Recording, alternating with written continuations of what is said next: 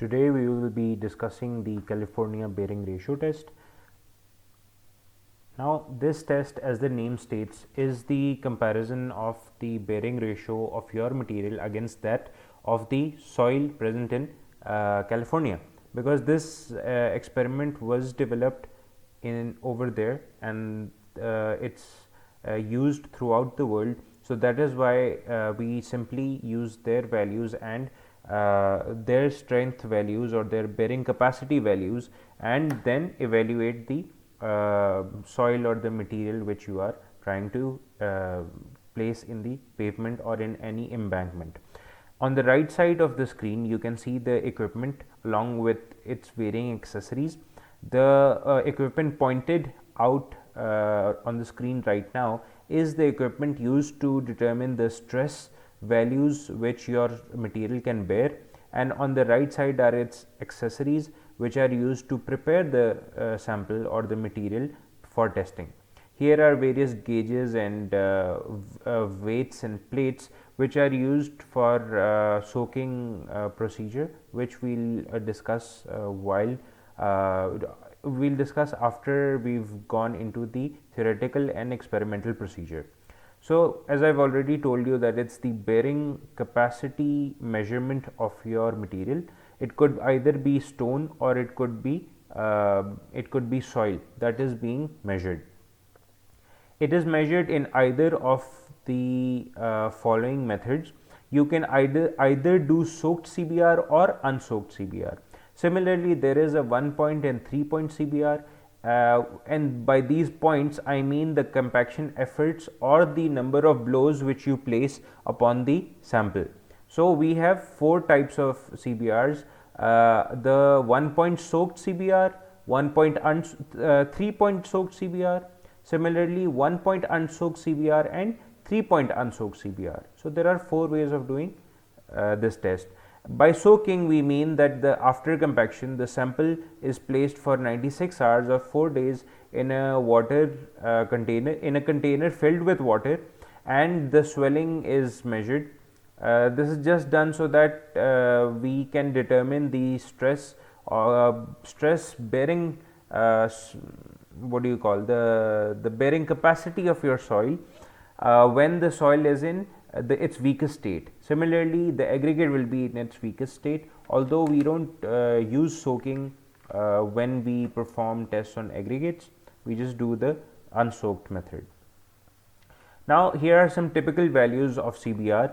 A CBR of 3 is usually that of tilled farmland, which farmers use for their for growing crops and everything. We don't need a high value of CBR because at most a tractor will pass on top of it. And then there is usually the value of 4.75 for clay, and sand comes around 10. Stone aggregate comes around 50 to 100, although it's written 80 here, but I have observed the values of 58 CBR when crushed stone is being tested. However, whenever soil is being tested, it usually comes around anywhere between 5 to 8. 9 also is a standard value. Anywhere between 5 to 10 is for soil samples.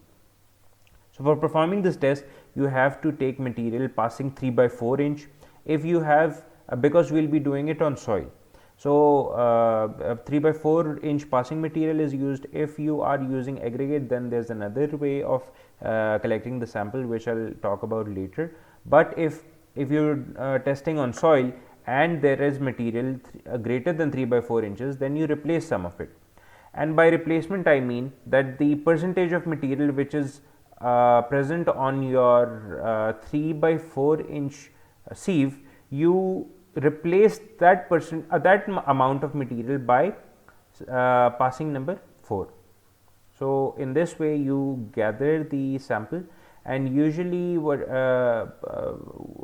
we do is we take material passing 3 by 4 inches, which is fine grained soil, and on it we perform the test.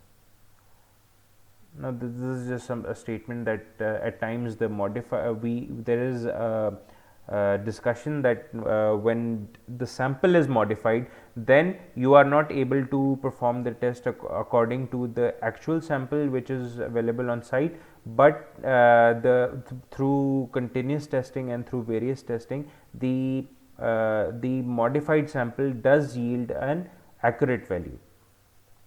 So, another thing is that when we perform tests on coarse aggregate, then sampling is not done by simply taking material retained on number 4 or passing 3 by 4 inches. We perform another method which is enumerated in ASTM D1557. I will be showing you the standard document after this briefing and the briefing of the equipment demonstration as well. So, before performing the test, you need to know the optimum moisture content, which is determined through the Proctor test. Now, you have performed the Proctor test in the geotechnical lab. However, when the test comes to be performed, that is, you need to perform CBR test, you have to evaluate the optimum moisture content. So, you either get the value from the person requesting the test, or you perform the Proctor test yourself and get the optimum moisture content value, which will be used in the sample preparation. This is the same thing, that either you are provided with the values or you calculate them through the Proctor test.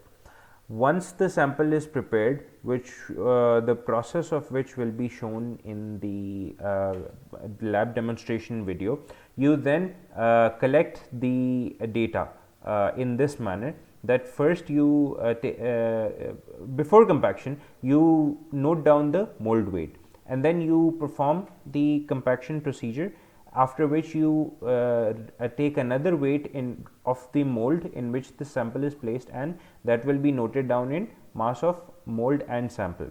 Subtract these two values to get the mass of sample, and the volume of sample will be calculated yourself, since we know the dimensions of the mold. So, the dimensions of the mold are the dimensions of the sample, and through that we can calculate the volume. We have a 5-inch height of mold along with the 6-inch dia of the sphere of the mold. So, in that way we can calculate the volume of sphere by pi by 4 d square h, exactly. That is the formula for the volume, and with the mass along with the volume we can calculate the density. The water content is also calculated, for which you have to take a sample in the same way that you took sample of the mold or the soil, and but in a lesser quantity, just for the water content calculation. And more on the calculations in the which I will be explaining the calculations later on. But once the sample is prepared, you then subject it to a load, and you subject it to the penetration test, from which the stress values are calculated, and finally the graphs of the 3 compaction efforts are developed, from which you calculate the CBR values, and then from the CBR value of each of these compaction efforts along with their dry densities, we then plot this graph against which you calculate the CBR of this sample. So, it is a very lengthy process, and we will dive into it in detail, but first the equipment demonstration.